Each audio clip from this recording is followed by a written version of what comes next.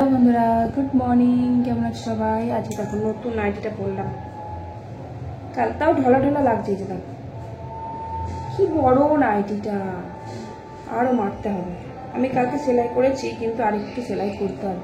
কিন্তু যতটা সুন্দর লাগছিল ঠিক ততটা সুন্দর লাগছে না পরে। কিন্তু গলার ডিজাইনটা অনেকটা নিচে এক নম্বর, তারপরে আবার ভালো লাগছিল কিন্তু যখন কিনলাম, কিন্তু পরে আমার খুব একটা ভালো লাগছে না। আজকে তো সপ্তমী, তাই সবাইকে শুভ সপ্তমী। সপ্তমীর অনেক অনেক শুভেচ্ছা। অনেক জায়গায় ঠাকুর দেখতে যেও। আমার তো ঠাকুর দেখতে যাওয়া হয়নি, আজকে যাবো ভাবছি। তো আমার গুবলু সোনার কত জামা প্যান্ট হয়েছে দেখো। আমাদের কটা হয়েছে আমার গুবলুর দেখো, এই দেখো, এই সব কটাই গুবলু।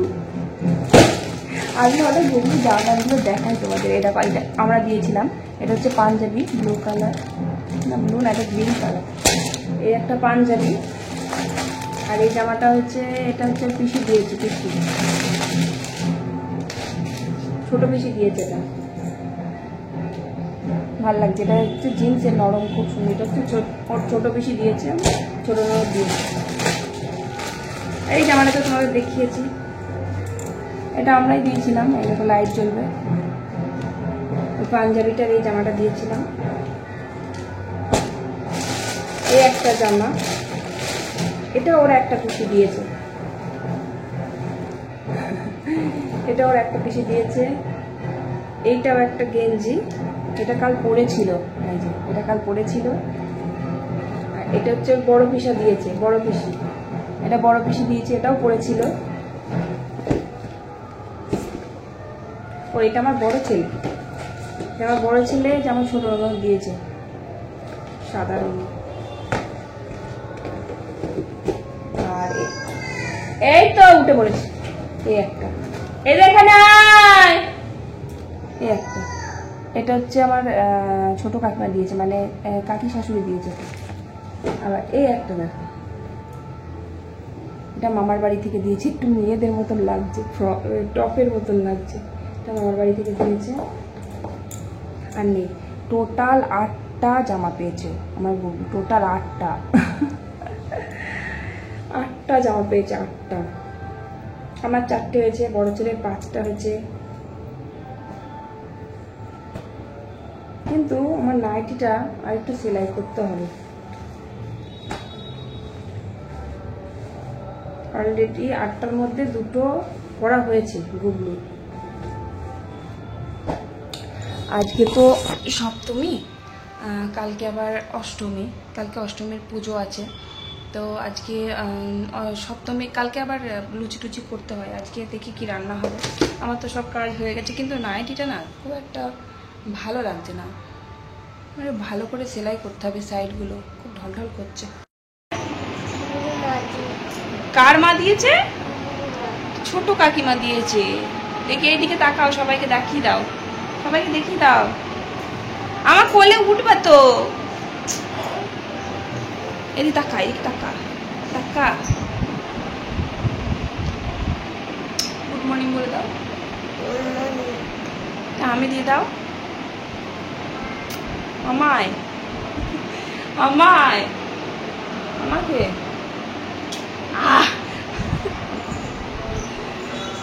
লাইট পাকাটা অফ করিতে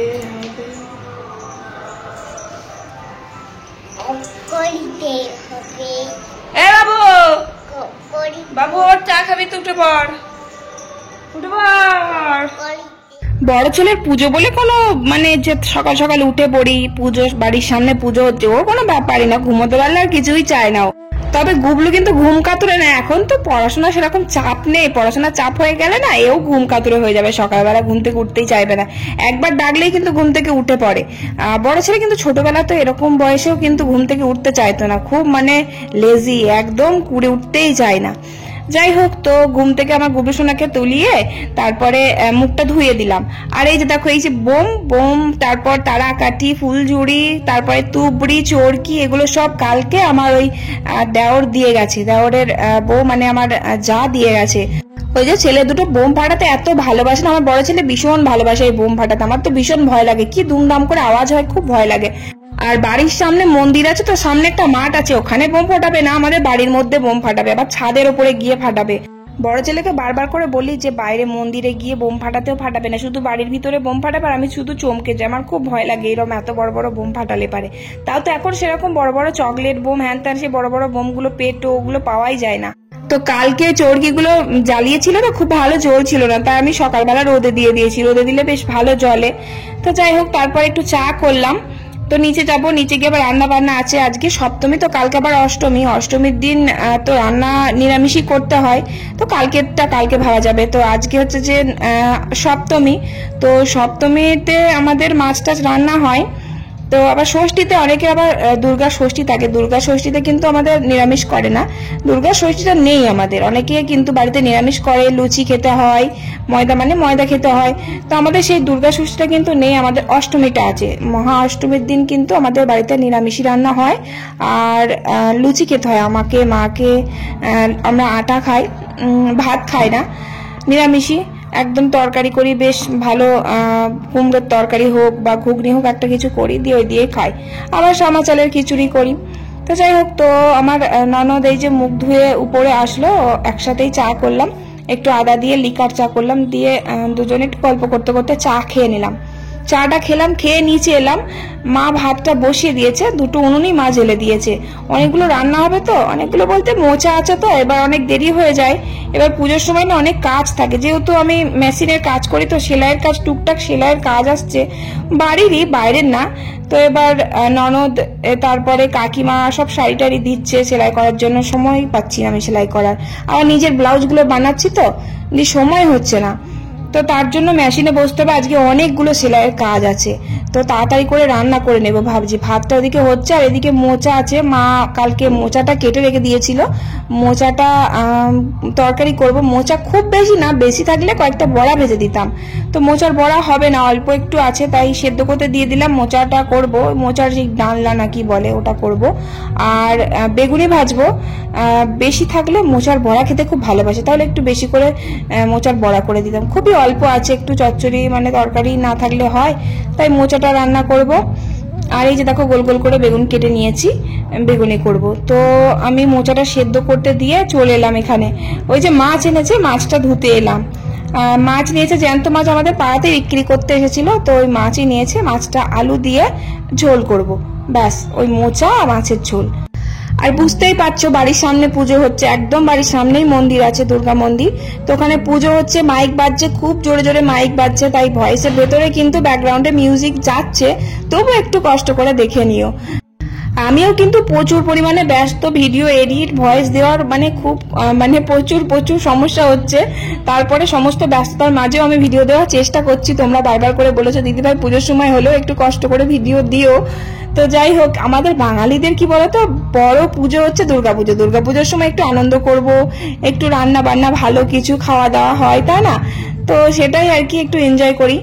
আর বিয়ের আগে তো সেটা একদম মানে আলাদা ব্যাপার ছিল, তার কারণ বিয়ের আগে তো রান্নার ঝামেলা ছিল না, তাই না? মা রান্না করতো আর আমরা শুধু ঘুরতাম এই প্যান্ডেল থেকে ওই প্যান্ডেল, সারাক্ষণ শুধু পুজো প্যান্ডেলেই বসে থাকতাম, বাড়িতে আসতামই না একদম, এত ভালো লাগে প্যান্ডেলের মধ্যে বসে থাকতে। এখনকার বাচ্চারা তো প্যান্ডেলে যেতেই চায় না, মানে আমার বড় ছেলেই তো, এই যে বাড়ির সামনে পুজো, সকাল সকাল ঘুম থেকে উঠে পড়ি, গিয়ে একটু যাই বেরোই, তা যায় না।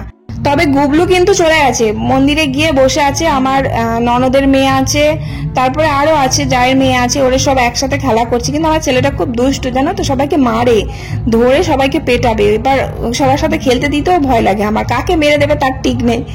যাই হোক, তো দেখো গোল গোল করে অনেকগুলো বেগুনি ভেজে নিলাম, আর একটু মুসুর ডালও করলাম। মুসুর ডাল না করলেও হবে না, মাছের ঝোল করলেও না মুসুর ডালটা করতে হয়, ওই যে আমার শ্বশুর মশাই খায়, তারপর আমার বর আবার ডাল ছাড়া খেতেই পারে না, ওর জন্য করতে হয়, তারপরে আমার গুবলু খায়, তাই আর কি ডাল একটু অল্প করে করলাম। যেহেতু আমাদের প্রত্যেক দিন ডাল হয়, তাই খুব চাপ চাপ করে ডাল করি না, পাতলা করেই করি। আর যেদিন ইচ্ছে হয় সেদিন একটু বেশি করে ডাল দিয়ে একটু পুরো পুরো করে দিই। তো এই যে মোচাটা সেদ্ধ হয়ে গেছে, মোচাটা একটু জল ঝরিয়ে নিলাম, একটু ভালো করে মেখে নিলাম। একেবারে মশলা বেশি করে বেটে নিয়েছি, মোচাতে দেব আর মাছের ঝোলে দেব। আজকে আর মাছে রসুন দিলাম না, জ্যান্ত মাছ, একদম খুব বেশি বড় সাইজের মাছ না, ছোট সাইজেরই মাছ, তাই আজকে মাছে রসুন দিলাম না, তা না হলে আমি কিন্তু মাছে রসুন দিই। আর এই যে মিক্সি বাটিটা দেখছো তো, এটা ছোট্ট একটা বাটি, এগুলো খুব উঠেছে নতুন, এখন নতুন বলো ভুল, অনেকদিন আগেই উঠেছে, নেবো নেবো করে নেওয়াই হয় না। এই ছোট বাটিগুলোতে না খুব ভালো মশলা বাটা যায়, এত মিহি হয়, অল্প কিছু বাটলে খুব মিহি হয়। এই যে পোস্ত, সর্ষে, তারপরে জিরে, খুব ভালো মিহি হয় আর খুব তাড়াতাড়িও হয়ে যায়। যাই হোক, ওটাতে মশলা বেটে নিয়েছি। আর ওই যে মোচাটা বসিয়ে দিলাম, মোচাটা একটু মিষ্টি মিষ্টি দিয়ে রান্না করে নিলাম। মোচা না একটু ছোলা দিতে পারলে খুব ভালো হতো। এবার মোচা ছিল আমি জানি না, জেঠু আবার ওই যে বেলার দিকে মোচা নিয়ে আসে, তো মা রাত্রেবেলা কেটে রাখে, আর আমি নিচে রাত্রেবেলায় তো খুব একটা নামি না, তাই জন্য জানি না মোচা নিয়ে এসেছে। মা মোচা রান্না হবে আমি জানি না, সকালে দেখলাম এসে, তো মাকে বলছি যে মোচা এনেছে, যদি বলতেন তাহলে একটু ছোলা ভিজে দিতাম। ছোলা দিয়ে খুব ভালো লাগে জানো তো, ছোলা হোক, কলাইয়ের ডাল ভাজা, তারপর একটু বড়ি ভাজা দিয়ে রান্না করলে খুব ভালো লাগে। একটু ঘি, গরম মশলা দিলাম, আর কি করা যাবে, তো ভালোই হয়েছে। আর মাছটা একটু ঝোল করলাম, এই যে দেখো আলু দিয়ে, শুধু আলু দিয়েই করলাম, আলু দিয়ে একটু পাতলা করে ঝোল ঝোল করলাম। পাড়ায় পাড়ায় ঘুরতে গেছিলি? ভাই ভাই সঙ্গটা দেখিস নি? এখন পাড়ায় পাড়ায় সমাধান হচ্ছে, এখন আমরা পাড়ায় পাড়ায় সমাধান। চাচা এমা কতদূর গেছিলি? হ্যাঁ, চাট মশলা, জিরে গুঁড়ো, এই না ধনে গুঁড়ো।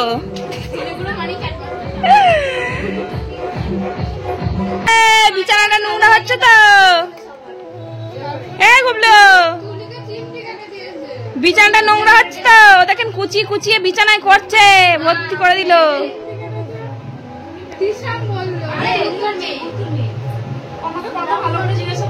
কে?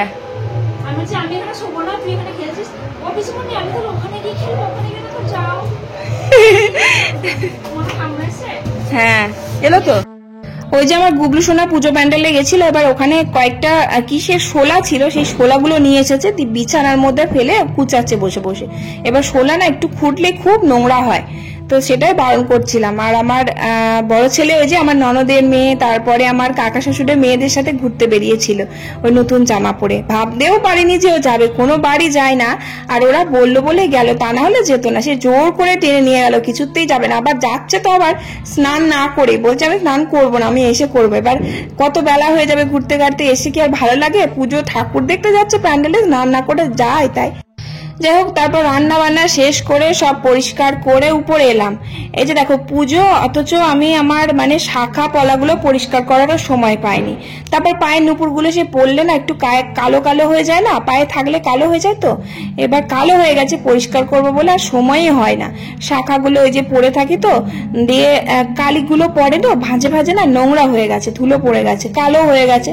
একটু সার্ফ দিয়ে, মানে একটু গরম জলের মধ্যে একটু সার্ফ, তারপর একটু হলুদ গুঁড়ো দিয়ে মিশিয়ে ভিজিয়ে রেখেছিলাম অনেকক্ষণ আগে, দিয়ে দেখো ব্রাশ দিয়ে ঘষে নিচ্ছি, আর কি চকচকে করে। যে কোনো সোনার জিনিসের উপরে একটু হলুদ আর একটু সার্ফ দিয়ে ভালো করে পরিষ্কার করলে দেখবে চকচক করবে একদম। কি সুন্দর পরিষ্কার হয়ে গেছে দেখো, একদম পুরো নতুনের মতন লাগছে, চকচক করছে। নতুন তো অবশ্যই, সোনা কখনো পুরনো হয় না।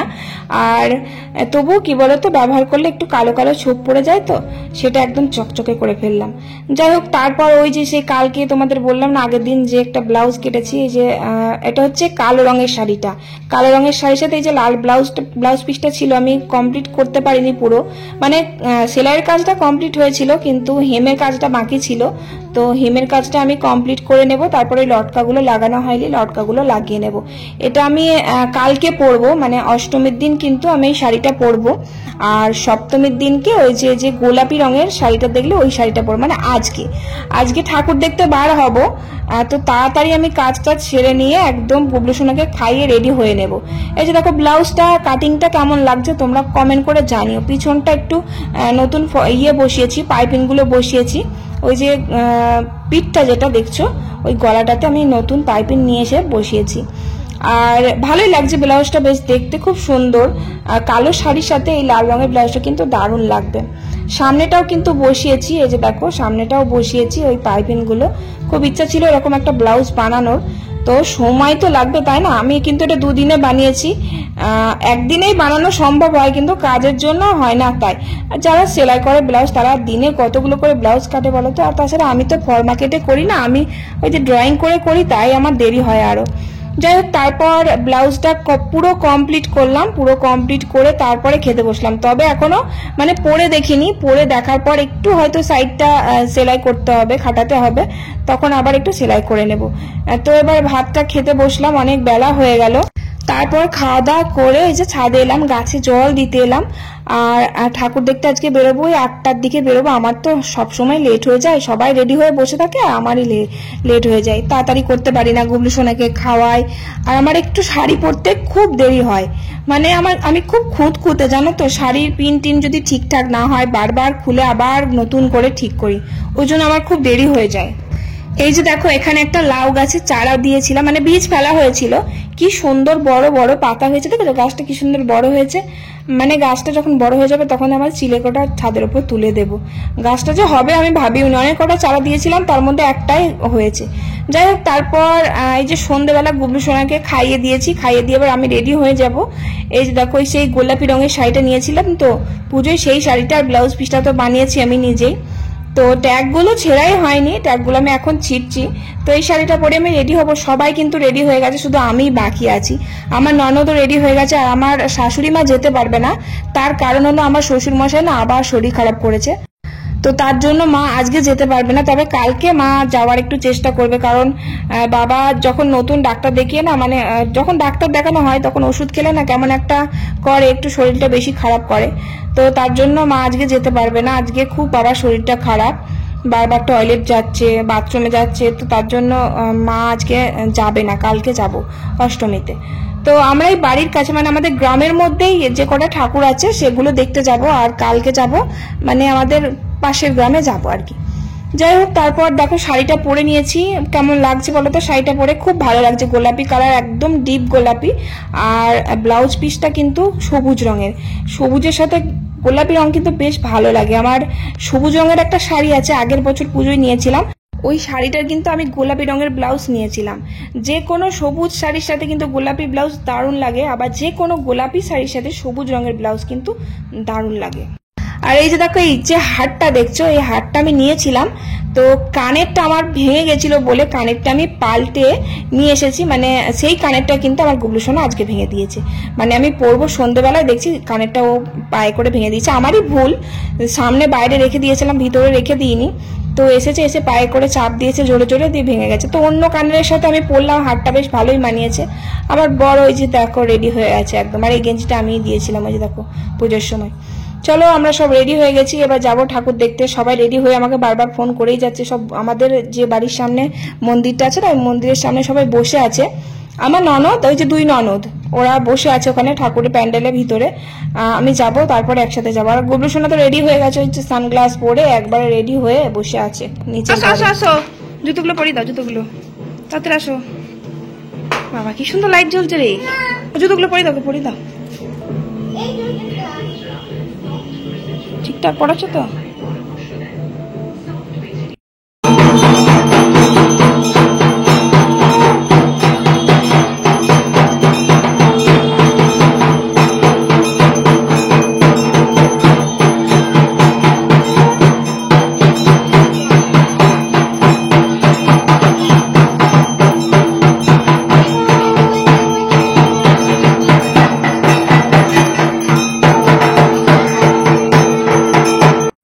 ওই যে আমাদের বাড়ির সামনে যেখানে পুজো হচ্ছিল, তো ওখান থেকে আমার ননদ দুটোকে ডেকে নিয়ে তারপর চললাম টোটো করে।